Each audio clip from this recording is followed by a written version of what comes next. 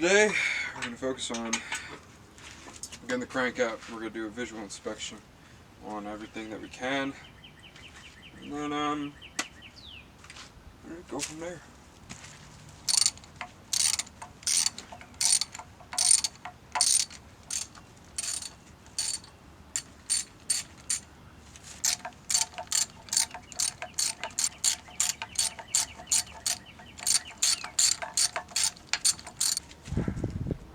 And here is the oil pump.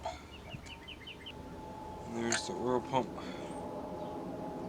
gear. Take the pistons out. Or at least take the caps off, lift the crank, then take the pistons out. And we'll lay them out the direction that they came out. Okay. So the GoPro wasn't recording any of what I just did. So what you missed on the POV is that all I did was I just cracked the caps loose, or the connecting rod caps loose, and then I took the hammer and gently just tapped the caps off, and that walked the connecting rod off of the cap. So we're gonna pull connecting rod cap number 1 to cylinder number 1.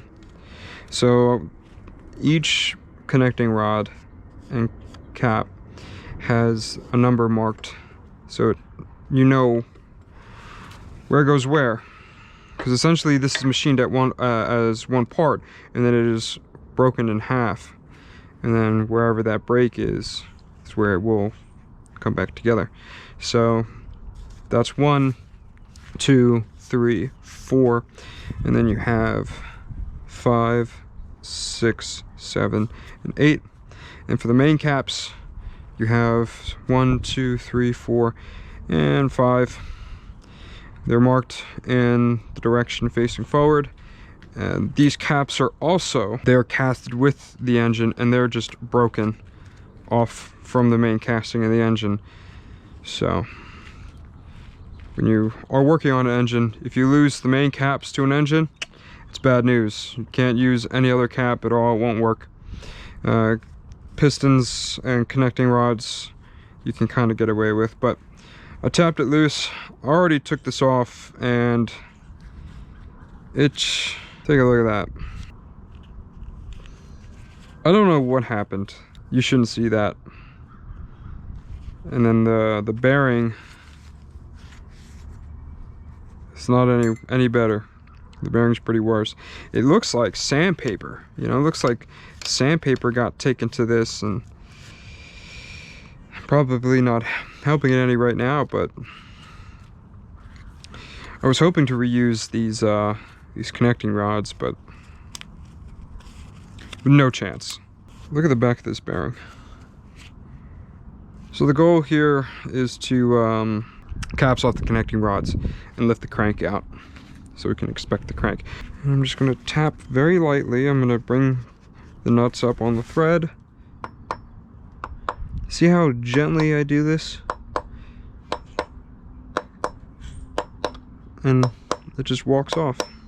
Could probably move it just a little bit. Ooh.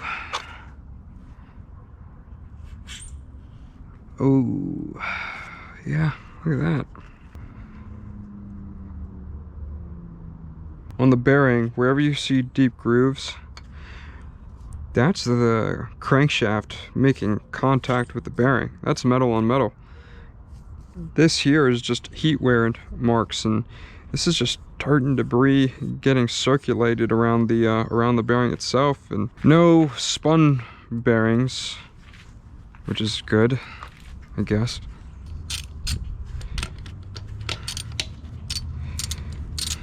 That's pretty bad though. While I'm doing this, I'm making sure that I am not hitting the journal on the crank. And here's piston number 5. We're going to do the same thing that we just did on 1 and 5 to 2 and 6.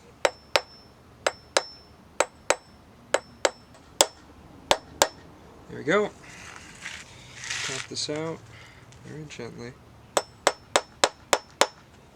Right.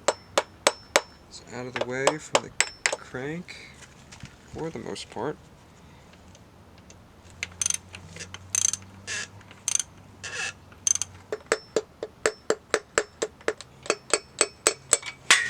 Oh, well, that wasn't very mindful now, was it?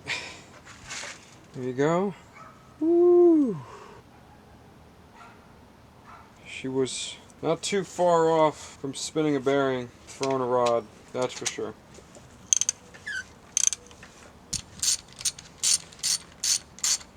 Breaks my heart to know that this is what's happened to her. Yeah. But we will fix. We will persevere. And she will be well. Yeah. She will be better than ever, and we'll always have her and take care of her. Yeah, there's another one.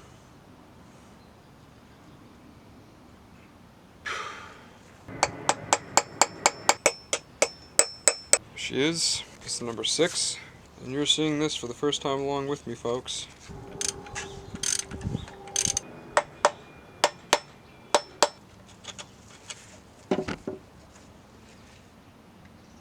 Look at that. This is crazy.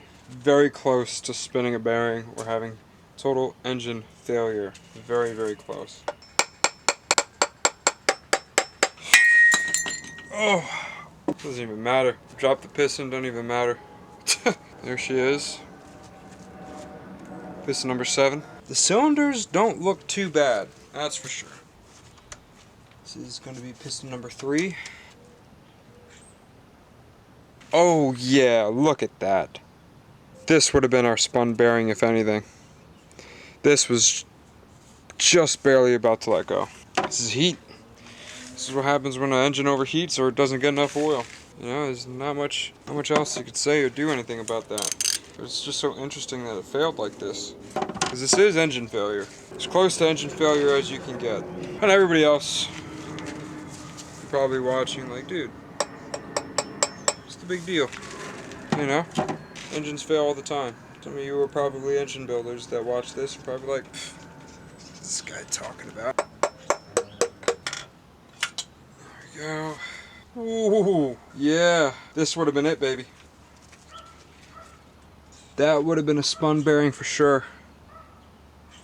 And this is piston number 3. Wow, that's really shocking. This engine was very close to letting go. Got it just in time. Alright, last 2 pistons. Alright, piston number 8. There she is. All of her glory.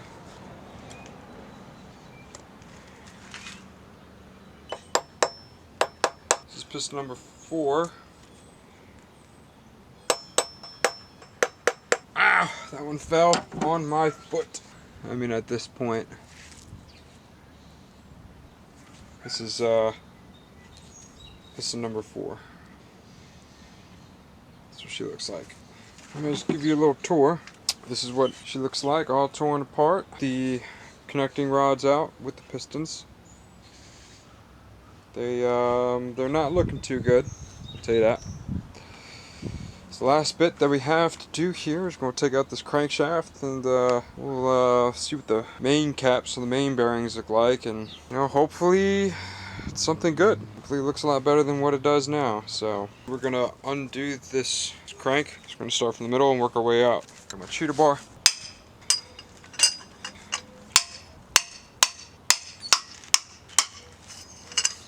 Alright. They've all been broken loose. Alright, the mains. Ooh, okay. That's not. Okay, this one still had some bearing material left on it. Doesn't look too bad. Cap number 4. So it looks like it's got some bearing material left on it. Okay. Here's cap number 3. Decent bit of bearing material left. And then 5 is the last one. There you go. Totally forgot to do that, but there she is, cap number 5. Let's get this crank out of here. Make sure she spins freely, which she does. She comes out nice and fine. There she goes. Alright, let me take you for a little tour here. These are the main bearing caps. Sorry, the main cap bearings. Sorry.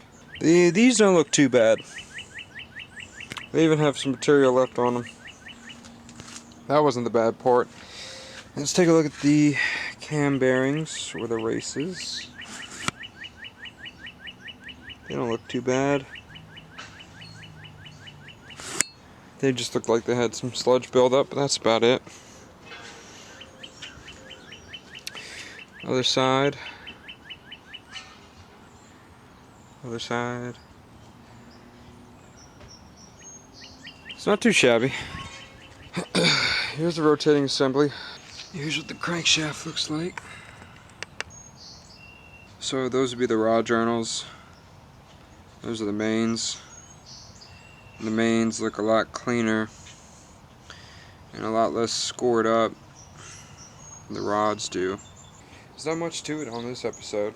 You know, that's just basic engine teardown of a 89 Crown Vic 302. That'll be it for this episode. We're kind of at a standstill right now because the cam is washed out, and I actually, off camera, took a micrometer to it and I measured the main journals, or the cam journals on it, and all 5 of them are at the minimum spec, or minimum specification range. So any further and that cam is no good. As you saw throughout the video, a lot of these bearings for the crank and for the rods were just eaten up. Usually when that stuff happens, I'm thinking oil starvation, low oil pressure, clogged oil pump, overheating issues, right? It's more just heat. It's a heat thing. It's metal on metal because of lack of lubrication. And if it wasn't due to lack of lubrication, then it was lack of oil changes, lack of, not cheap oil, but lack of good oil, you know? Only one way to go, but up. Like I said before, I do appreciate you sticking around. Like, comment, subscribe, share this video with your friends. If you know somebody that has a 89 Crown Vic, you want to show them these videos and you want to get inspired to work on your own car, then do it. You know, go get one of these things and go work on it. Keep them alive. They're going to be a hot commodity one day, and pick them up while you can. See you next episode.